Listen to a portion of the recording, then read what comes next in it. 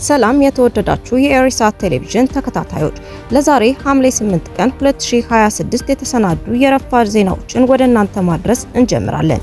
እንድትከታተሉን በአክብሮት እንጠይቃለን። አበይት ነጥቦቹን በቅድሚያ የውጭ ጉዳይ ሚኒስቴር ዶክተር ጌዲዮን ከሩሲያ አቻቸው ጋር የሁለትዮሽ ትብብር በማጠናከር ጉዳዮች ላይ ተወያዩ። በሱዳን ጦርነት ባለፉት 6 ወራት ውስጥ ከ300 በላይ ህጻናት መገደላቸውን ወይም መቁሰላቸውን ዩኒሴፍ አስታወቀ። ኢራን አሜሪካ የመግባቢያ ሰነዱን ጥሳለች በማለት ከሰሰች። አሜሪካ በኢራን ላይ የአየር ጥቃት ፈጸመች። እስራኤል የሊባኖስ ቦታዎች ለመጠቅለል ጥያቄ ያቀረበች ተባለ። ስዊዘርላንድ 8ኛዋ የሩብ ፍጻሜን የተቀላቀለች ሀገር ሆናለች። አርጀንቲና ግብፅን በማሸነፍ ወደ ሩብ ፍጻሜው ተሸጋገረች። ሃላንድ በመጀመሪያ የዓለም ዋንጫ ተሳትፎ ትልቁ ተስፋ ተጥሎበት ይገኛል። ወደ ዝርዝር ዜናዎች እናልፋለን። የውጭ ጉዳይ ሚኒስቴር ዶክተር ጌዲዮን ከሩሲያው አቻቸው ጋር የሁለትዮሽ ትብብርን በማጠናከር ጉዳዮች ላይ ተወያዩ። የኢትዮጵያ የውጭ ጉዳይ ሚኒስቴር ጌዲዮን ጢሞቴዎስ በኢትዮጵያ ይፋዊ የሥራ ጉብኝት በማድረግ ላይ ከሚገኙት የሩሲያ የውጭ ጉዳይ ሚኒስቴር ሰርጌይ ላቭሮቭ ጋር በሁለቱ ሀገራት መካከል ያለውን የሁለትዮሽ ግንኙነት በማጠናከር እንዲሁም በቀጠናዊና ዓለም አቀፋዊ ጉዳዮች ላይ ትብብርን በማሳደግ ዙሪያ ትናንት ሐምሌ 7 መወያየታቸውን የውጭ ጉዳይ ሚኒስቴር አስታወቀ። ትናንትና ከሰዓት በኋላ በአዲስ አበባ በተካሄደው በዚህ ውይይት ላይ ዶክተር ጌዲዮን የኢትዮጵያና ሩሲያ ወዳጅነት ዘመናትን የተሻገረ መሆኑን ገልጸዋል። ይህም ታሪካዊ ቁርኝነት ለሁለቱ ሀገራት የሁለትዮሽ ግንኙነት ጠንካራ መሰረት መሆኑን ቀጥሏል ብለዋል። ሚኒስትሩ የሁለቱ የውጭ ጉዳይ ሚኒስትሮች የጋራ ትኩረት በሆኑ ቀጠናዊና ዓለም አቀፋዊ ክስተቶች ዙሪያ ሀሳብ የተለዋወጡ ሲሆን ለረጅም ጊዜ ከዘለቀው የፖለቲካና የዲፕሎማሲ ግንኙነታቸው ባሻገር ትብብራቸውን ይበልጥ ማሳደግ በሚቻልባቸው መንገዶች ላይ መክረዋል ብለዋል። ውይይቱ በንግድ፣ በኢንቨስትመንትና በቴክኖሎጂ ሽግግር መስኮች ላይ የጋራ ተሳትፎን የበለጠ በማጠናከር ዙሪያ መክረዋል ተብሏል። ሁለቱም ወገኖች የምጣኔ ሀብት ትስስራቸውን ይበልጥ ማጠናከር የሚያስችሉ እድሎችን ማሳሳቸውም ተገልጿል። በተጨማሪ ሚኒስትሮቹ ብሪክስን ጨምሮ ባለ ብዙ ወገን የዲፕሎማሲ መድረኮች ላይ ይበልጥ ተቀራርቦ የመስራትን አስፈላጊነት በአጽንኦት የገለጹ ሲሆን የጋራ ጥቅም ባላቸው ጉዳዮች ላይ ትብብር ለማጠናከር ያላቸውን ቁርጠኝነት በድጋሚ አረጋግጠዋል። በሱዳን ጦርነት ባለፉት 6 ወራት ውስጥ ከ300 በላይ ህጻናት መገደላቸውን ወይም መቁሰላቸውን ዩኒሴፍ አስታወቀ። በሱዳን እየተካሄደ ባለው ጦርነት ባለፉት 6 ወራት ውስጥ ብቻ ከ300 በላይ ህጻናት መገደላቸውን ወይም መቁሰላቸውን የተባበሩት መንግስታት ድርጅት የህጻናት መርጃ ድርጅት ዩኒሴፍ ትናንት ሰኞ ሐምሌ 7 ቀን አስታወቀ። ድርጅቱ ለአደጋው ዋነኛ ምክንያት በሰው አልባ አውሮፕላኖች ድሮን የሚሰነዘሩ ጥቃቶች መሆናቸውን ገልጿል። የሱዳን ሰራዊት እና ፈጥኖ ደራሽ ኃይል RSF ከሚያዝያ 2023 ጀምሮ ውጊያ ላይ የሚገኙ ሲሆን በአሁኑ ወቅት ጦርነቱ በኮርዶፋን፣ በዳርፉር እና በብሉ ናይል ግዛቶች ውስጥ ማዕከል አድርጓል። እንደ ዩኒሴፍ መረጃ ለህፃናቱ መገደልና መቁሰል 60 በመቶ ያህሉን ድርሻ የያዘው በድሮን የሚካሄደው ውጊያ ነው። የተባበሩት መንግስታት ድርጅት፣ አሜሪካ፣ ዩናይትድ ኪንግደም እና ሌሎች ወገኖች ፈጥኖ ደራሽ ኃይል RSF እና የመንግስት ጦር በሰሜን ኮርዶፋን የምትገኘውን ስትራቴጂካዊቷ አልኡበይድ ከተማ ለመቆጣጠር በሚያደርጉት ውጊያ ሳቢያ ሊፈጸሙ ስለሚችሉ አሰቃቂ ድርጊቶች ስጋታቸውን ገልጸዋል። በተባበሩት መንግስታት ድርጅት የሚደገፈው የሰብአዊ መብቶች ምክር ቤት ሰኞ ዕለት በጄኔቫ በ5 የአውሮፓ ሀገራት የቀረበውንና በRSF እንዲሁም በአጋሮቹ በአልኡበይድ ከተማና በአካባቢዋ እየተሰነዘረ ያለውንና እየተባባሰ የመጣውን ጥቃት የሚያወግዝ እርምጃ አጽድቋል። ያለምንም ድጋፍ አሰጣጥ የጸደቀው ይህ እርምጃ ከሱዳን የሚሰደዱ ስደተኞችን ለሚያስተናግዱ ሀገራት ከፍተኛ ድጋፍ እንዲደረግ የሚያበረታታ ሲሆን በጦርነቱ ውስጥ የሚደረጉ ማንኛቸውንም አይነት የውጭ ጣልቃ ገብነቶችን ያወግዛል። ይህ ግጭት እስካሁን ቢያንስ 59000 ሰዎችን ለህልፈት የዳረገ፣ ወደ 13 ሚሊዮን የሚጠጉ ነዋሪዎችን ያፈናቀለና በርካታ የሱዳን ክፍሎችን ወደ ረሃብ ቀውስ የገፋ ነው። በአሁኑ ወቅት ከ30 ሚሊዮን በላይ የሚሆኑ ሰዎች ሰብአዊ እርዳታን ይፈልጋሉ።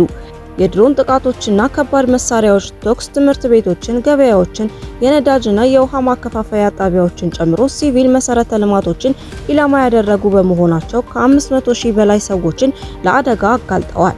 በአንዳንድ አካባቢዎች የሚገኙ ሲቪሎች ለ1 ዓመት ከሚበልጥ ጊዜ በላይ ከበባ በሚመስል ሁኔታ ውስጥ ለመኖር ተገደዋል። በሱዳን የዩኒሴፍ ተወካይ ሼልደን የት ህጻናት ማብቂያ በሌለው የጥቃት የመፈናቀልና የችግር አዙሪት ውስጥ ይገኛሉ ብለዋል። የተባበሩት መንግስታት ድርጅት በጦርነቱ ላይ የተሳተፉ ወገኖች ሲቪሎችንና ሲቪል መሰረተ ልማቶችን እንዲጠብቁ ደህንነቱ የተጠበቀ ፈጣንና ያልተገደበ ሰብአዊ ተደራሽነትን እንዲያመቻቹ እንዲሁም ህጻናትን ከጉዳት ለመጠበቅ የተቻለውን ሁሉ እርምጃ እንዲወስዱ ጥሪ አቅርበዋል። በሌላ በኩል ከሱዳንና ግብጽ ድንበር አቅራቢያ በሚገኘው የዋዲ ሀልፋ ወረዳ ውስጥ ስራ ያቆመ የወርቅ ማዕድን ማውጫ በከፊል በመደርመሱ ምክንያት ቢያንስ 15 ባህላዊ ወርቅ አውጪዎች ሰኞ ዕለት መሞታቸውን ባለስልጣናት አስታውቀዋል። ኢራን አሜሪካን የመግባቢያ ሰነዱን ጥሳለች በማለት ከሰሰች። የኢራን ውጭ ጉዳይ ሚኒስቴር አሜሪካ በኢራን የነዳጅ ሽያጭ ላይ ተጥሎ የነበረውን ማዕቀብ በጊዜያዊነት የሚያነሳውን ውሳኔ በመሰረዝ የመግባቢያ ሰነዱን አንቀጽ 10 በግልጽ ጥሳለች ሲል ከሰሰ። ሚኒስቴሩ ባወጣው መግለጫ የአሜሪካ ግምጃ ቤት የወሰደው እርምጃ ሰኔ 18 የተፈራረመውን የመግባቢያ ሰነድ የጣሰ ነው በማለት አውግዞታል። ስምምነቱ ከተፈረመ ከ20 ቀናት ባነሰ ጊዜ ውስጥ የተላለፈው ይህ ውሳኔ የአሜሪካ አስተዳደር ታማኝነት የጎደለው መሆኑን ያሳየና ሊታመን የማይችል መሆኑን ያረጋገጠ ነው ሲል ሚኒስቴሩ ገልጿል። በተጨማሪም ዋሽንግተን በቀጥታም ሆነ እስራኤል በሊባኖስ ላይ በምትወስደው እርምጃ በተዘዋዋሪ የመግባቢያ ሰነዱን ክፍሎች ደጋግማ መጣሷን በመግለጫው በክስ መልክ ተነስቷል። በሌላ በኩል የአሜሪካ ማዕከላዊ እዝ በኢራን ኢላማዎች ላይ ተከታታይና ጠንካራ ጥቃቶችን መፈጸሙን የሚያሳይ መግለጫ አውጥቷል። እዙ ከዚህ ባለፈ የሰጠው ዝርዝር መረጃ ባይኖርም በኢራን ተከታታይ ጥቃቶችና በአሜሪካና ኢራን የድርድር ማዕቀፍ ውስጥ የተካተተውን የመግባቢያ ሰነድ ኢራን ደጋግማ መጣሷ እጅግ እንዳሳሰበው አስታውቋል። ከዚህ ቀደም የአሜሪካ ግምጃ ቤት በመግባቢያ ሰነዱ መሰረት ኢራን ነዳጅ ወደ ውጭ እንድትልክ ፈቅዶ የነበረው ማዕቀብ የማንሳት ውሳኔ ሰርዞ ነበር። ግምጃ ቤቱ እንዳብራራው ከሆነ ይህ የማዕቀብ ማንሳት ውሳኔ በቅድመ ሁኔታዎች ላይ የተመሰረተ እንደነበርና ኢራን እነዚህን ቅድመ ሁኔታዎች ባለማሟላታ ስረዛው ተፈጽሟል። በመሆኑም የነዳጅ ማዕቀቦች ከሐምሌ 17 ጀምሮ ሙሉ ለሙሉ እንደሚነሱ ይጠበቃል ብሏል። አሜሪካ በኢራን ላይ የአየር ጥቃት ፈጸመች። የአሜሪካ ማዕከላዊ እዝ ኃይሎቹ በኢራን ላይ ተከታታይና ጠንካራ የአየር ጥቃቶችን መክፈታቸውን አስታውቋል። እዙ በኤክስ ማህበራዊ ትስስር ገጹ ላይ ባወጣው መግለጫ ይህ ጥቃት የተፈጸመው ኢራን በዓለም አቀፍ የውሃ መስመር ላይ በሚጓዙና ንጹሃን በሚገኙባቸው የንግድ መርከቦች ላይ ላደረሰችው ጥቃት ከባድ ዋጋ እንድትከፍል ለማድረግ መሆኑን ገልጿል። የአሜሪካው እርምጃ ኢራን በሆርሙዝ ባህረ ሰላጤ እያቋረጡ በነበሩ 3 የንግድ መርከቦች ላይ ለፈጸመችው ጥቃት የተሰጠ ምላሽ መሆኑን መግለጫው አብራርቷል። ማዕከላዊ እዙ የኢራንን ድርጊት ምክንያት አልባ አደገኛና የተኩስ አቁም ስምምነቱን በግልጽ የጣሰ ሲሉ በጽኑ ኮንነውታል። ይህንኑ የአሜሪካን ጥቃት ተከትሎ በደቡባዊ ኢራን በሚገኙት ሲሪክና ቄሽም አካባቢዎች በርካታ ፍንዳታዎች መሰማታቸውን የኢራኑ ፋርስ የዜና ወኪል ዘግቧል። የኢራን መንግስታዊ ቴሌቪዥን እንዳረጋገጠው በሆርሙዝ ባህረ ሰላጤ አካባቢ በምትገኘውና ኢራን በባህረ ሰላጤው ላይ ያላትን ቁጥጥር ለማስጠበቅ ከፍተኛ ጂኦ ስትራቴጂካዊ ጠቀሜታ ባላት ትልቋ የቄሽም ደሴት ላይ ቢያንስ 6 ፍንዳታዎች ተሰምተዋል። የፍንዳታዎቹ ትክክለኛ መነሻ ግን ወዲያውኑ አልታወቀም። በተጨማሪም ሌላኛው ስትራቴጂካዊ ስፍራ በሆነውና ባህረ ሰላጤውን በቅርበት በሚቆጣጠረው የሲሪክ ወደብ አቅራቢያ ቢያንስ 7 ፍንዳታዎች መሰማታቸውን መንግስታዊ ቴሌቪዥኑ አክሎ ዘግቧል። በቅርቡ የመግባቢያ ሰነድ ከተፈረመበት ጊዜ አንስቶ ከፍተኛ ውጥረት በነገሰበት በዚህ የሆርሙዝ ባህረ ሰላጤ አካባቢ የተገደቡ ግጭቶችና መፋጠጦች በተደጋጋሚ እየተስተዋሉ ይገኛሉ። እስራኤል የሊባኖስ ቦታዎች ለመጠቅለል ጥያቄ ያቀረቡ ተባለ። የእስራኤሉ ጠቅላይ ሚኒስትር ቤንጃሚን ኔታንያሁ በደቡብ ሊባኖስ የሚገኙ የክርስትና እምነት ተከታይ መንደሮች ወደ እስራኤል ለመጠቅለል ጥያቄ አቅርበዋል ሲሉ የሰጡትን መግለጫ የየመንደሮቹ አስተዳዳሪዎች በጋራ መግለጫ ውድቅ አደረጉ። ኔታንያሁ በፎክስ ኒውስ እንደተናገሩት መንደሮቹ ከሂዝቦላ ጥቃት ለመከላከል ሲሉ ወደ እስራኤል ለመጠቅለል ጠይቀዋል ብለዋል። ይሁን እንጂ የ15ቱ የሊባኖስ ከተሞች አስተዳዳሪዎች ይህ የተሳሳተና የሊባኖስን ሕዝብ ለመከፋፈል ታቅዶ የተሰራ የሐሰት መግለጫ ነው ሲሉ አስተባብለዋል። የዓለም አቀፍ ግንኙነት ባለሙያዎች እንደሚያብራሩት ይህ የእስራኤል አካሄድ አሮጌው ከፋፍለ ግዛት ስልት አካል ነው። እስራኤል በሊባኖስ የክርስትናና እስልምና እምነት ተከታዮች መካከል መቃቃር በመፍጠር የውስጥ ግጭት ለመጫር እየሞከረች መሆኑን ባለሙያዎቹ ያስጠነቅቃሉ። የአሜሪካው ጥናት ተቋም መረጃ እንደሚያሳየው የእስራኤል ጥቃቶች በሊባኖስ ክርስቲያን መንደሮች ላይም ጉዳት ያደረሱ ሲሆን ንብረቶች መውደማቸውንና የሲቪሎች ሕይወት መጥፋቱ ተረጋግጧል። በቅርብ የተደረጉ የህዝብ አስተያየት መጠይቆች እንደሚያሳዩት አብዛኞቹ ሊባኖሳውያን ሄዝቦላህን ቢቃወሙም እስራኤልን ግን አሁንም የሀገራቸው ጠላት አድርገው እንደሚመለከቱ በግልጽ ያሳያል። ስዊዘርላንድ 8ኛዋ ሩብ ፍጻሜውን የተቀላቀለች ሀገር ሆናለች። በ23ኛው ዓለም ዋንጫ የ16ቱ ሀገራት ጥሎ ማለፍ የመጨረሻው ጨዋታ ስዊዘርላንድ ኮሎምቢያን አሸንፋለች። መደበኛው የጨዋታ ክፍለ ጊዜና ጭማሪው 30 ደቂቃ ያለ ግብ ተጠናቀው አሸናፊውን ለመለየት በተሰጡ መለያ ምቶች ስዊዘርላንድ 4-3 ረታለች። ስዊዘርላንድ በሩብ ፍጻሜው አርጀንቲናን የምትገጥም ይሆናል። ፈረንሳይ ከሞሮኮ፣ ስፔን ከቤልጂየም እንዲሁም ኖርዌይ ከእንግሊዝ ሌሎቹ የሩብ ፍጻሜ መርሃ ግብሮች ናቸው። አርጀንቲና ግብጽን በማሸነፍ ወደ ሩብ ፍጻሜው ተሸጋገረች። በ16ቱ ሀገራት ጥሎ ማለፍ አርጀንቲና ከግብጽ ያደረጉት ጨዋታ በአርጀንቲና 3-2 አሸናፊነት ተጠናቋል። ለአርጀንቲና ክርስቲያን ሮሜሮ በ79ኛው፣ ሊዮኔል ሜሲ በ83ኛው እንዲሁም ኤንዞ ፈርናንዴዝ በ96 ደቂቃ 3 ደቂቃ ግቦቹን ሲያስቆጥሩ ለግብጽ ያሲር ኢብራሂም በ15ኛውና ሙስጣፋ ዚኮ በ67ኛው ደቂቃ አስቆጥረዋል። ወደ ሩብ ፍጻሜው የተሸጋገረችው አርጀንቲና በቀጣይ ጨዋታ ከኮሎምቢያና ስዊዘርላንድ አሸናፊ ጋር ትጫወታለች። የግብጽ ደጋፊዎችና የሀገሪቱ ሕዝብም የግብጽ ሀገራዊ ቡድን ከአሸናፊነት ስነልቦናና ተስፋ ወደ ተሸናፊነት ደረጃ ጨዋታው በመቀየሩ ትልቅ ቅሬታና ብስጭት ማሳደሩን እየወጡ ያሉ መረጃዎች ያመለክታሉ።